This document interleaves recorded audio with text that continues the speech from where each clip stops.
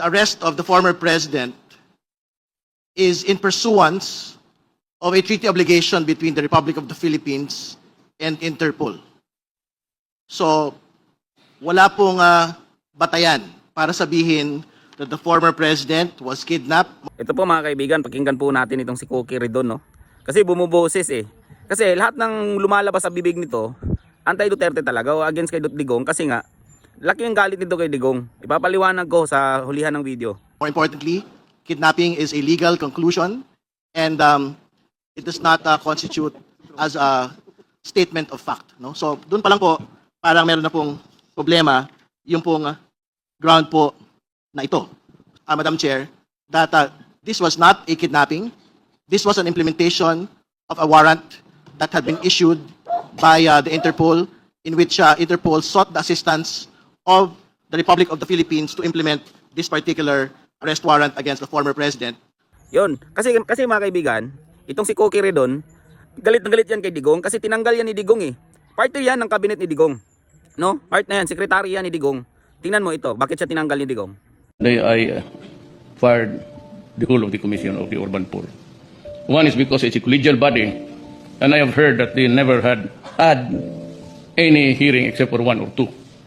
And si Rindon, yung chairperson, although he thanked me for the time that he was there, appointed, and maybe ako naman, no personal reasons really to fire him except that he had too much too soon. He was appointed September and he traveled about 7 times. And to think that the office is an urban poor agency, I simply cannot. I cannot understand why you have to be there at every powwow in the international scene. We cannot afford it. And that is why henceforth I said everybody must get the permit from my office. And I will see if it's really worthwhile. But to travel 7 times, 8 times, ayaw ko na lang kasi too much too soon. Yun. No? Napansin nyo, mula nang na binoto yung party list niya, hindi yan binoto ng tao, yung tao na yan, yung Cookie na yan. Hindi naman binoto, hindi naman kilala ng tao yan eh. Naging congressman yan, hindi dahil sikat siya o gusto siya ng tao. Naging congressman yan dahil sa party list niyang Bicol Saro na nilaanan ng napakalaking pera para manalo lang, no? Sa commercials pa lang ng Bicol Saro, grabe, no? Mula nang naging congressman yung Cookie na yan, no, ang Ridon na yan, na wala nang tigil yan sa kakabakbak kay Digong, kay VP Sara. No, kasi tinanggal nga ni Digong eh. Tingnan mo you are a cabinet secretary, no? Ikaw ay inatasan para itaas o iangat ang kalidad ng pamumuhay ng mga mahihirap. No? Tapos ano yung ginawa? No, isang beses lang nag-meeting. No? Ilang beses lang nag-meeting tapos ilang beses nag-travel abroad. No?